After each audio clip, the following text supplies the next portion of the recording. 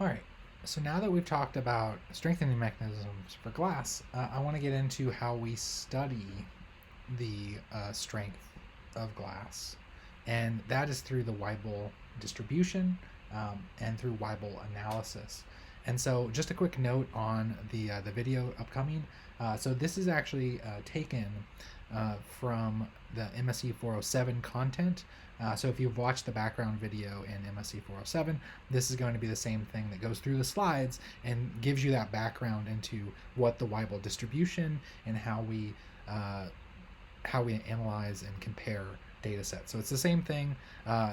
It'll be here for you to look at if you haven't seen that from MSE 407. All right, with this video, I want to go over some background into what Weibull analysis is and what it gives us. And there'll also be a companion video to this explaining how to do it on a real sample set. So let's first get into some of the background.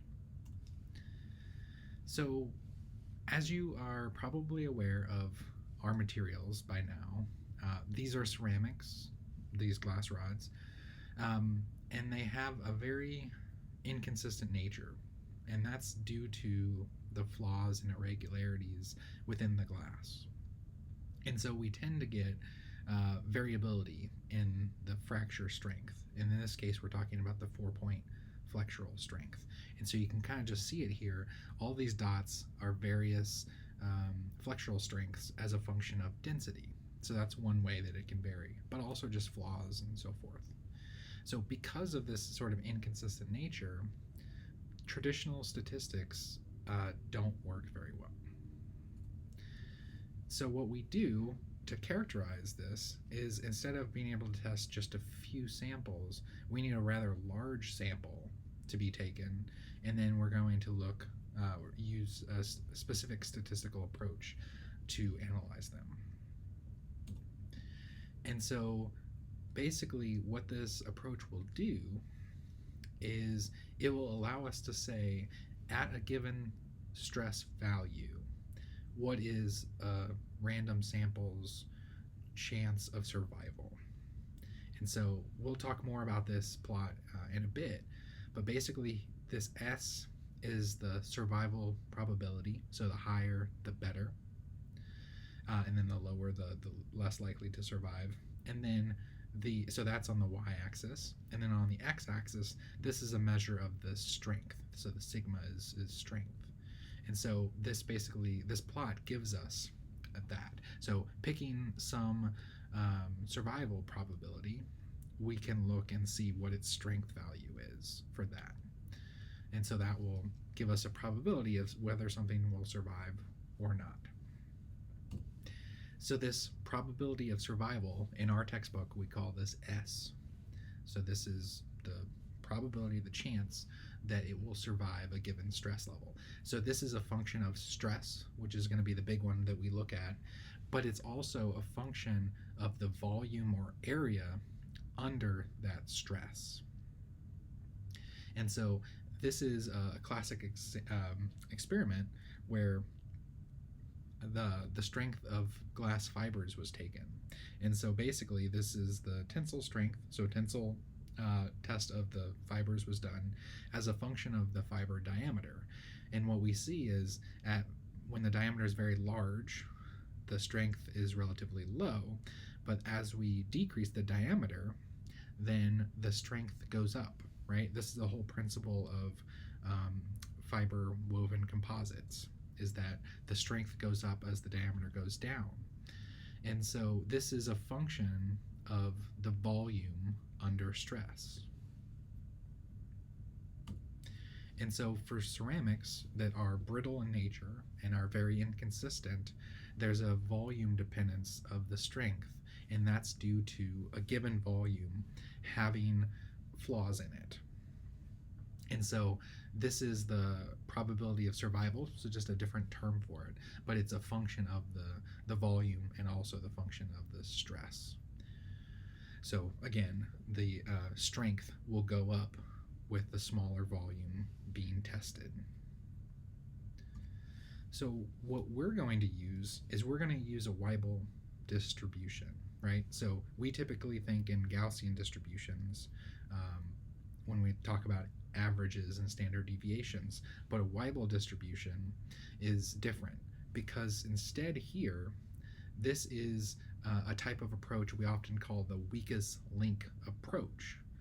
And this is very good for something with flaws because a ceramic with a given set of flaws will break at the so-called weakest link, so the biggest flaw, the most detrimental to its survival, right? The other flaws don't matter. It's only that weakest link that actually matters. And so the Weibull distribution is great for this type of distribution where the weakest link among a set is what causes it to fail. So this is obviously used in other fields as well, but brittle materials, looking at their profiles, such as strength, is one of the big reasons we use it. So what is it? So this distribution, Weibull distribution, is what we call a two-parameter semi-empirical distribution. So there's two parameters, and so if we want to look at the frequency distribution, we need to know what's called a shape factor. So you can kind of see with different values here, you see the shape is changing. This is also what's known as the Weibull modulus. So this determines the shape of the distribution, how wide or how narrow the curve is. And then we also have a random variable, x. So this is kind of the generic frequency distribution. So when we apply it for ceramic strengths, what we do is replace that random variable x with a normalized stress because we need it to be unitless. So we normalize it by a normalizing factor. So this is the general equation for it, where sigma is ceramic strength. In our case, we're going to be interested in flexural strength. So this is the random variable, the stress level, and then there's also a sigma pi, which refers to a threshold. So this is basically the threshold stress below which the probability of survival is equal to 0. And then the normalizing parameter here at the bottom.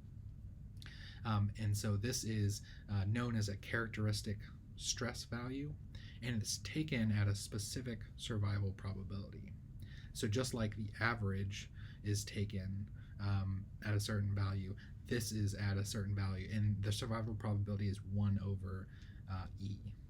So this is a given survival probability, the stress value will be this. And so this is our characteristic stress. For our experiments, we ignore this because we take the threshold as 0. So essentially, we're saying that there's always some stress where that is 0. So we basically just cancel this term out, and it becomes stress over the characteristic stress, and that's what we have as x. So therefore, our survival probability is, again, the fraction of samples that will survive a given stress level. And so we can write it here as an integral, or we can just kind of simply write it here, the solution, as the survivability probability is equal to the exponential of minus that random variable, which is stress over normalizing stress characteristic, raised to the Weibull modulus. So this kind of gives you in this case it's failure, but you can take in the reverse and look at success, and you see that how the applied stress varies. And so here we're basically taking this as something close to 0. So, so this is basically our function. This relates our two variables, the characteristic stress and the Weibull modulus, the two factors in our distribution, to the survival probability. And so we're going to see a version of this later. So for experimental data, we need to be able to approximate what the survival probability is. And so what we do is for samples that are ordered in increasing strength, so we would start with the first sample, which is the weakest, and moving on up to the last sample, which would be the total number of samples. So for example, we have 30 or 100. We're basically counting up. We can calculate the survival probability of a given sample, the jth sample, by using this equation.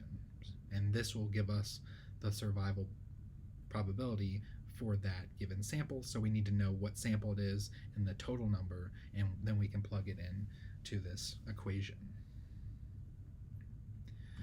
All right, so here's the rearrangement of that expression that we saw before. And the idea was to linearize it. We've made a linear relationship so that we can determine our parameters. Because here, this m is the Weibull modulus.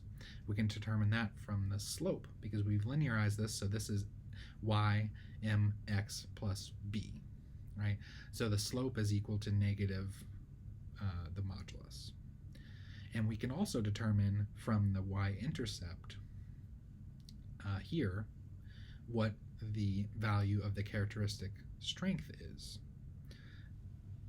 So essentially, when we set this up for experimental data, we will be able to plot our data in this linear fashion and extrapolate our two parameters for the frequency distribution, because that's the two parameters that tell us information about the data set. All right, for a second, let's look at the error involved in calculating the modulus, or m. So we see that the error depends on the number of samples tested. So the error decreases with more samples tested. And so this gets us into the classic paradox for our experiments is if we only do, for example, 10 samples, we have a really high error of about 40% the value of m. And if we go up to 30, we can get to 20%. But we have to go over 60 to get into the 90% confidence interval.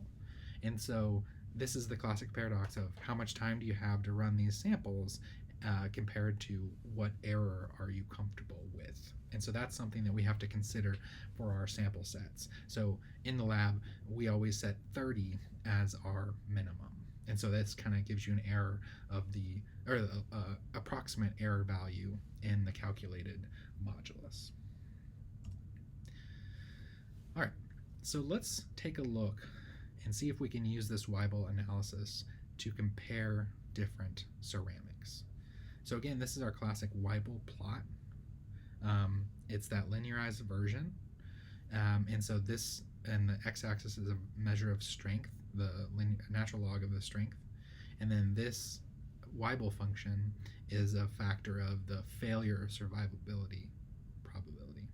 Survival or failure. So this one's given as failure. So here, up here, it's saying up here, it's very likely to fail, and then very low likelihood of failure. So this allows us to compare different data sets to each other. So for the AL203, you see that the slope, the slope is very shallow. And so this means that it breaks over a wide range of strengths. So in other words, this is a very unpredictable material, right? If it's breaking over a range of strengths. So the slope in our two-function distribution, the slope m, the Weibull modulus, tells us about how close together the data is. So this is a very low number m, and it tells us that the data is really spread out, as opposed to the one over here, the Al203 plus 25% of the silicon carbide whiskers. This is a very steep slope, so the number is going to be much higher, and the data that is not spread out over a large range. So it's more predictable in terms of the if you know one sample, how the other strengths will be. So in general, a higher Weibull modulus, or M, or slope, is going to be greater consistency in the data. And then the other factor is the characteristic strength. And again, that was where this equals 0. So if we basically plot a line across here, we're able to compare characteristic strengths. And we see that this would be the highest value, this would be the second highest value, and then this would be the third. So this is kind of comparison of, averages, right? So this has a higher strength in general at that given probability than this one, than does this one. So that's what the characteristic strength tells you. It's basically the equivalent to the average in a Gaussian distribution.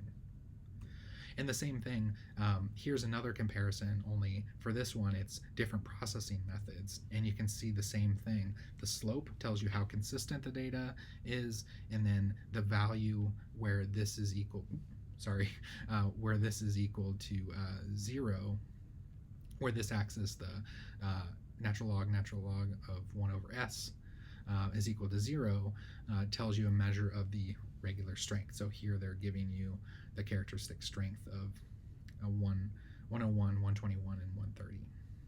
So it's a matter of consistency. So this one has the highest consistency, but this one has a stronger strength. So these are kind of the two factors that we're looking at, is what's more important, predictability, in which this case the Weibull modulus would be more important, or is overall strength important, and less consistency is fine, then this one would be okay, right? So that's the information that you can get from this Weibull modulus. So I want to take a brief second to show you the form of our Weibull distribution where the survival probability is equal to the exponential of the normalized stress value raised to the M power, because I want to show you how we get that linear relationship. So how we basically start with this and get that linear relationship that you see, because I think if you look at it, it has a very odd look, but it's for a reason. So let's kind of go through the steps and how we get this to a linearized form where we can solve for M and the characteristic strength sigma naught. Okay, so the first thing that we're going to do is there's a negative in here. So I can get rid of that by using the negative exponential rule. And so if I take 1 over the positive of that form that you see, that is the same as what we have up here. And so that's going to still be equal to s. So if I rearrange this and bring this over to this side and the s over to this side, I get 1 over s equals exponential of sigma over sigma naught. And then that's, again, we've just gotten rid of the negative sign. So this is a plus. Okay? So first step. Now, if we want to make it linear, we're going to get rid of the exponential form. So to get rid of an exponential, I take the natural log. So I take the natural log of both sides, and I get natural log of 1 over s equals sigma over sigma naught raised to the m power, right? So now this is a function of something to the m power, the Weibull modulus, and so I need to get rid of this somehow. And the way we can do this is if it's a natural log or a log, I can bring this out front. So I'm going to take the natural log again, and if I do it here, I have to do it over here, right? So natural log 1 over s, and that's going to be natural log of sigma over sigma naught raised to the m power, right? And now I can move this m out front to multiply it. And so this is still equal to the same thing, and I've got m natural log sigma over sigma naught.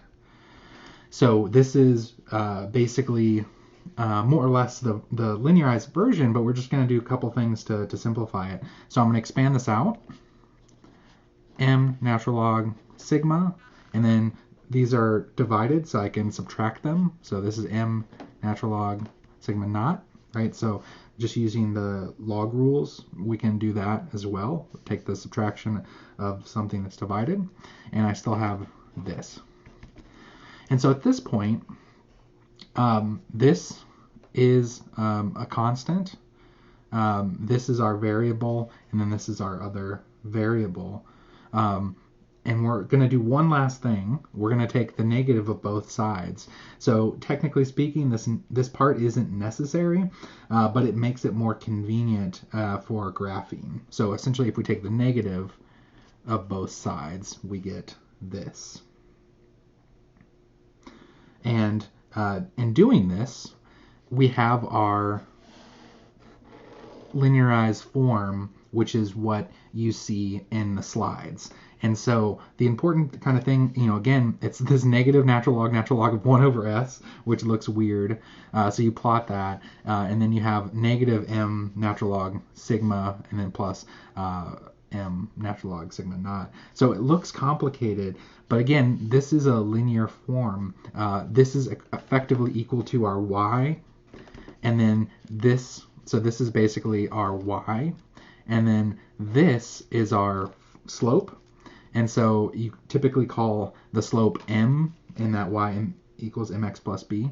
So this is our x plus, and then this is our y-intercept, so b, right? So this effectively becomes x. This is our y. This is the slope. And then this is the y-intercept, right? So if we plot this versus this, that's the linearized form. And so the slope is going to be related to the Weibull modulus, and the y-intercept is going to be related to sigma naught, which we're interested in. And so using those factors, that's why we're linearizing this. So we can plot it, do a linear regression, find out the slope and the y-intercept, and determine the Weibull variables, which are Weibull modulus plus the characteristic strength. So that's how we kind of get from here to here, and why it's useful and why you want to do this.